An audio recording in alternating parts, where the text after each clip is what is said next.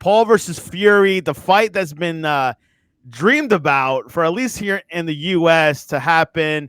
It's going to happen August 6th at the Madison Square Garden. It was canceled last December due to a Fury injury. It was a little mysterious. I don't know, but it's going to happen. Sean, your take on that? Well, he was injured, weren't he? He wasn't able to fight. People called Tommy Fury a chicken. They said he didn't want this fight.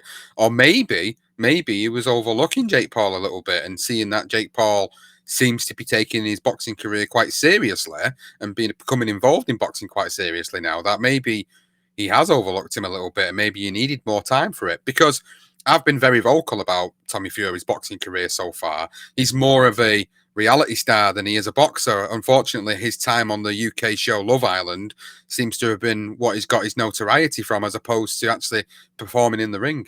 He hasn't fought anybody yet. He hasn't fought a live opponent as yet. So Jake Paul's a legit live opponent for him now. Jake Paul, say what you will about him, he clearly seems to be taking this seriously. And I think a statement of intent is the fact that Tommy Fury's now hired a UK-based trainer named Shane McGuigan. So for anyone that doesn't know Shane McGuigan's actually a trainer of many champions and has had many great fighters over his time as a trainer. The fact that, he's gone to him now, to me, is a statement of intent. It means he's taking this fight seriously, Tommy Fury, and he's not overlooking him. So he obviously sees him as a legit threat because he's the one that's been brought up with boxing. His whole family are from boxers. The lineage of their family are boxers. So for him to go in there against a guy who only until a couple of years ago never put a glove on in his life, for him to potentially get beat off a guy like Jake Paul would be an absolute embarrassment to his family.